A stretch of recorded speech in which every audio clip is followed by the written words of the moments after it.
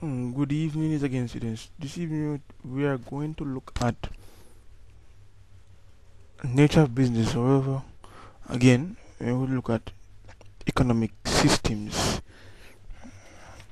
This, I believe, will be the third lesson. Let's just move on.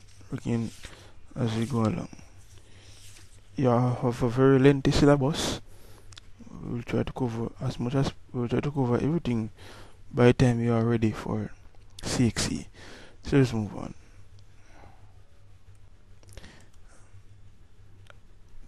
At the end of this presentation, students will be able to develop a knowledge of the economic systems that exist and what they entail. Students will be able to apply this knowledge to day-to-day experiences, life experiences. Students will be able to identify these systems being demonstrated in different societies that they come in contact with through the print media and television. Let's look at the specific objectives. At the end of this presentation, students will be able to provide a definition for each economic system, identify and explain the characteristics contained in each economic system, identify the different disadvantages and advantages that is associated with each system. Students will be able to differentiate among the different economic systems in detail as well.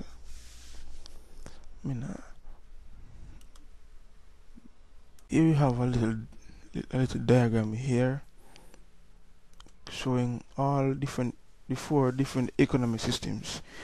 You have the traditional, otherwise called subsistent. You have the command or planned. You have command or planned, otherwise called the socialist or communist system. You have the free market, otherwise called the capitalist system, and you have the mixed system, otherwise called is a mixture of free market and planned. So as we go along, these are the systems that will be covered in this presentation. Let us now look at the traditional economic system. It's said to be an economy in which people grow their own food, build their own shelter, and make their own clothes. I believe this brings you back to a previous lesson where we talked about the barter system. Yeah, this is the barter system. It is the traditional economic system, my friends. And as people, there are many things that are entailed in this. As we go along, you understand. Characteristics. We're now going to look at the characteristics of the traditional economic system. Here, people provide food through grown provisions. For example, if you go to the country, you will see where people provide for themselves. You will see where people plant for themselves and grow their own provisions. And the second characteristic, shelters are provided mainly by the people themselves. They build their own dwellings. Government does not build anything for them. Whether it would be ply dwelling or building block dwelling, they build it for themselves. Third characteristic is that they make their own clothes. Dressmaker sews the clothes or the tailor sews the clothes, and they make their own clothes. Nobody makes it for them, but they make their own clothes. We are now going to look at the advantages, and there are two. The role of individuals are defined in that everybody knows what is they are to produce, whether yam, banana, cocoa, ackee, whatever it may be, they know what to produce. Because after a while they will be exchanging. Everybody, and the role of individuals are defined. Everyone knows what to do and what not to do. Everyone in the family knows what to do and what they should not do. If they should produce cocoa, banana, or they should not if they should not produce callaloo because one another person is producing callaloo, so they know what to do and what not to do. Disadvantage here, and say that they are slow to change. This system is slow to adapt to changes. That we are now living in a society that is technologically advanced, and sometimes people find it difficult to change, to adapt to the technology that is being implemented. Most traditional economy, they do not use technology at all. This is just it. We have two countries that are characterized by a traditional economic system. We have Ethiopia and Uganda. Ethiopia and Uganda. Those are two countries that are characterized by the traditional economic system. I will be asking you to do more reading on the traditional economic system for yourself to find other countries that are characterized by this economic system. It will be of your benefit. We are now going to look at the command or planned economic system. It is said to be a system where in an economy where all economic decisions are taken by central authorities. Heard it? All economic decisions are taken by central authorities. You don't have to. You as an individual don't take any decision for yourself. Everything that you do is legislated by central authorities. We are now going to look at the characteristics of this command or planned economy or socialist.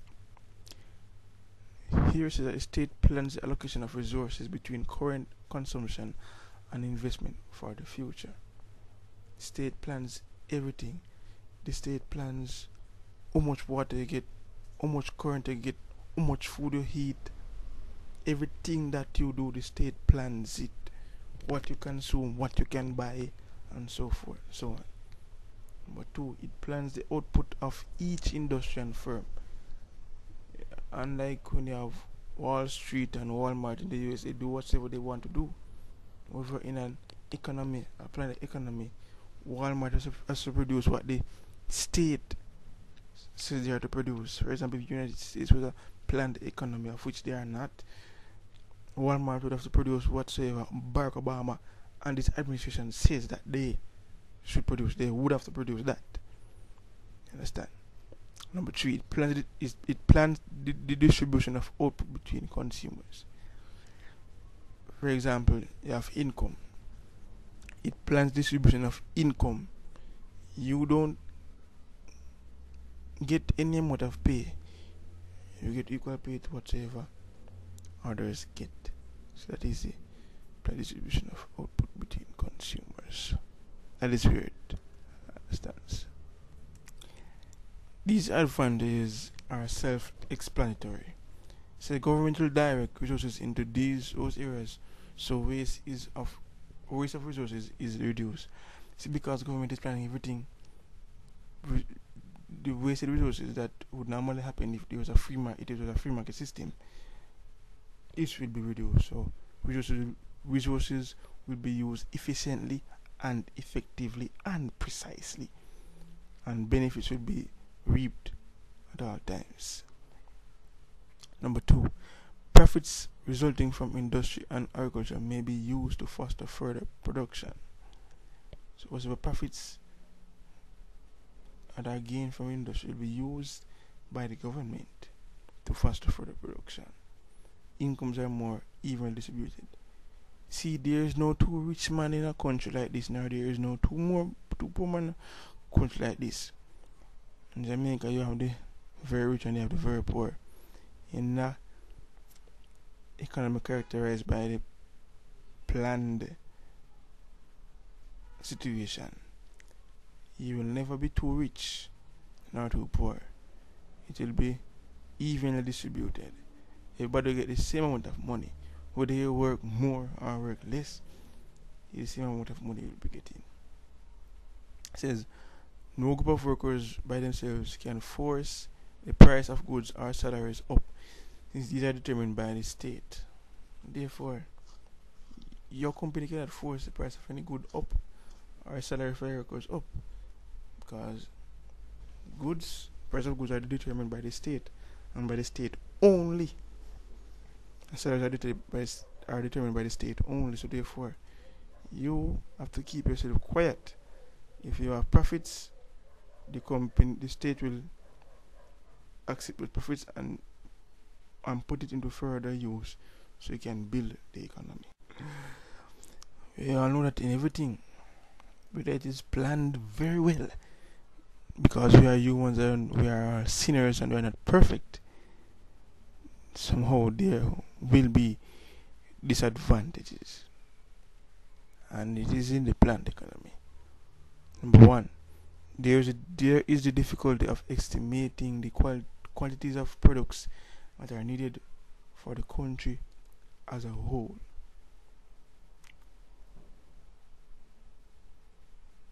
See, the government will have a problem in knowing how much everybody needs to eat to be satisfied, how much each family needs.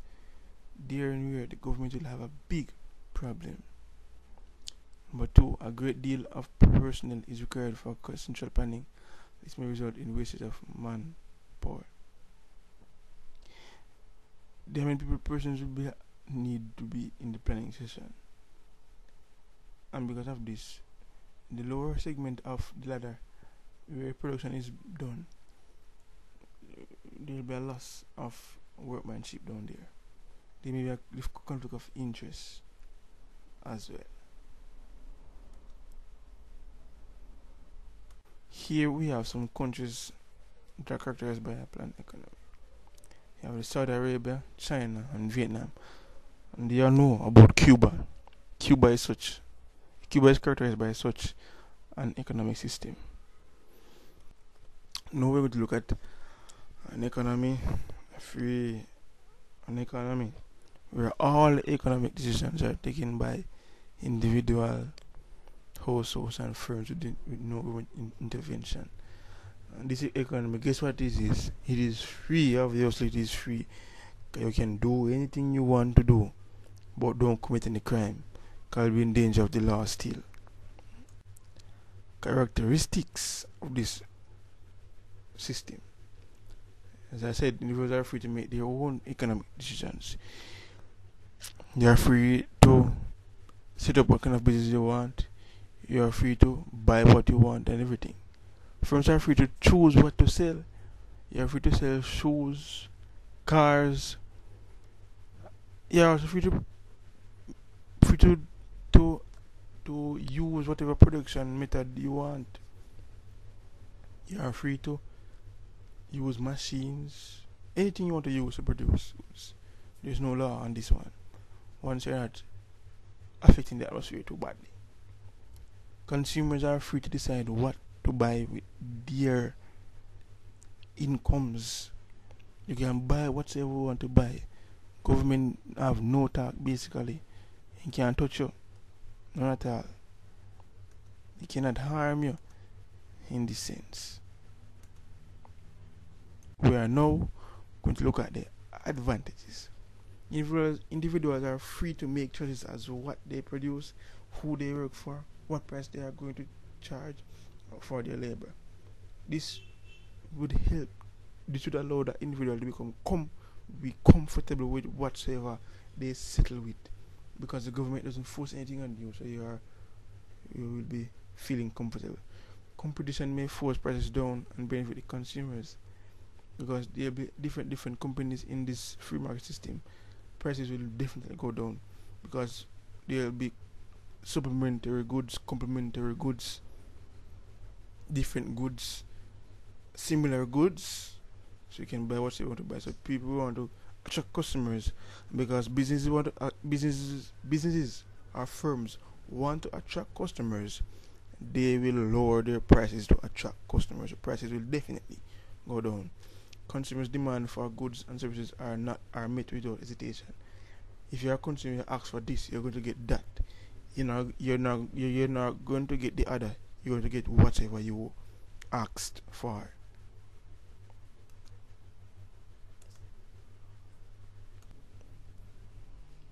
In everything, there is always some disadvantage. Number one, only those goods which yield the highest profits will be produced. So therefore, if the goods don't yield the highest profits and the country need the goods, they'll not be produced. Number two, consumers may be exploited, especially when there is not enough competition among producers. For example, you have Digicel in your country and Claro, because Digicel is taking over Claro, Digicel can easily hike up their prices and exploit the consumers because there's not enough competition for Digicel. If there's enough competition for them, they have to lower their prices to attract the sellers. Some goods and services that are essential to the public welfare may not be produced. Goods are like oil may not be produced. Water price of water may be hiked up as well. Number four, in slack periods, idle periods, some factors of production may not be utilized because the prospects for making profits are poor. So if the prospects of making profits are poor, this production that are not utilized may be workers themselves. Because the labor is not being utilized, some workers may eventually lose their jobs. Here we have countries that are characterized by such an economy: Somalia and the big US of A, United States of America, and Sudan. The mixed market economy where there is some government intervention. Has features of both the capitalist or free market and the communist system or planned economic system. Most Caribbean countries practice the mixed economic system. Most governments control water and electricity and transportation, while the private sector controls the other areas. It features both the capitalist and the communist system, as I said before. Advantages of mixed economy. Number one, the government is allowed to intervene in areas of the economy to collect taxes. So revenue can be collected. All the show wants to collect all revenue that they can. Social costs like pollution are kept at a minimum. See? Pollution are kept at a minimum because companies cannot produce everything what they want. Because they cannot do that, they cannot pollute the atmosphere. So both private and public sector may unite in producing goods. Government protects the consumers and producers by enacting different laws and so on and so forth. And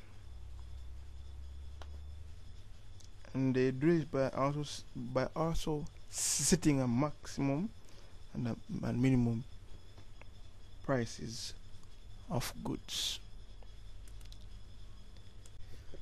Let us now look at the disadvantages. The disadvantages of the mixed economy.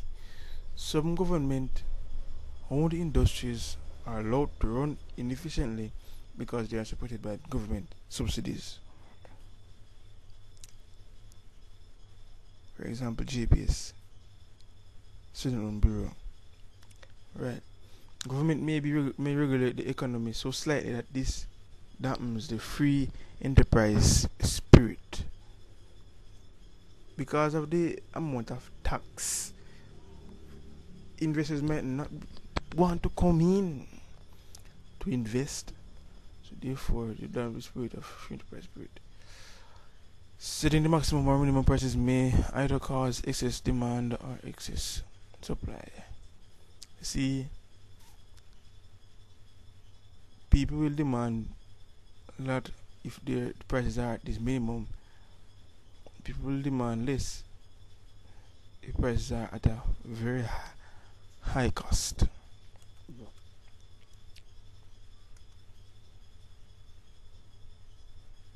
Their countries characterized by this system. We have our own Jamaica, Barbados, and Trinidad, and Tobago. I hope, I hope and trust that you have learned a lot from this discourse. Please do apply whatever you have learned when it comes around the exam time. Have a good day. God bless you all.